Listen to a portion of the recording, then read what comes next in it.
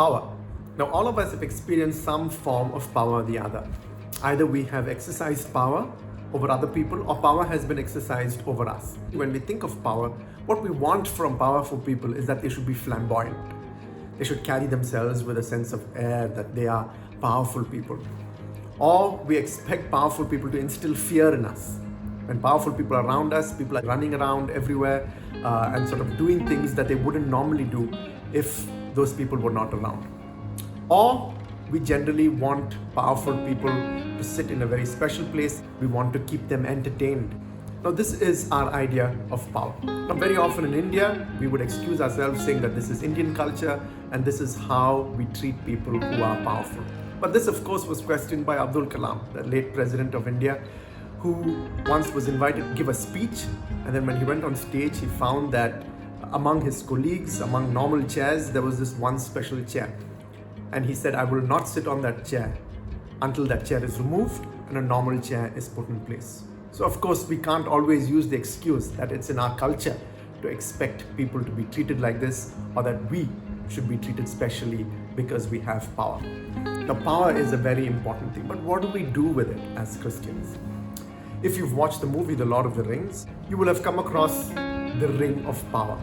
There are two types of people when it comes to approaching that ring.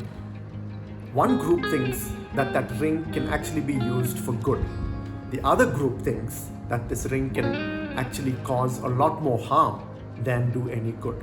There is a character called Aragorn in that movie who is meant to be a king, but instead chooses to be a ranger because he realizes that power corrupts humans, that they can be driven to do something that is evil, that even a good man, when he gets power, can actually become evil.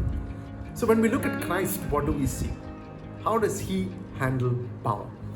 He begins to question our notions of power. He disappoints us. He doesn't come with any of these trappings of flamboyancy or instilling fear in people.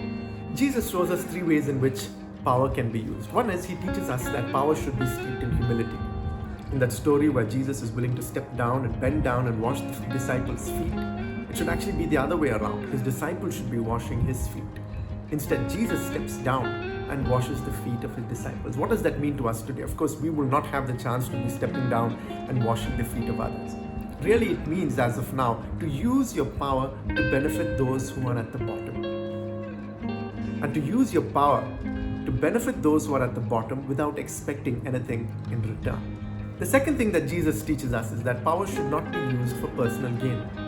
At no point do you find Jesus using his power to get people to do things for him.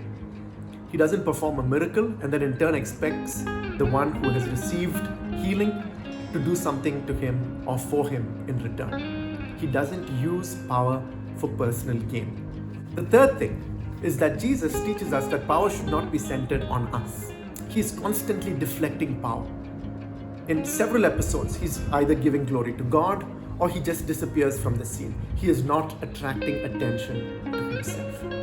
So these are three ways in which we can begin to think about how can we handle power. So power, while it might have negative effects, if followed in light of how Jesus handled his power, we can use our power for a greater purpose because we're not taking ourselves too seriously. I was once told by a commissioner that when he was in power, even the dog will stand at attention. But the day he lost his power, the dog didn't even pay attention. So don't take yourselves too seriously. Instead, look at Jesus and the way in which he handled his power. He shocks us, he disappoints us, yet he was perhaps the most powerful human being on the face of this earth. Thank you.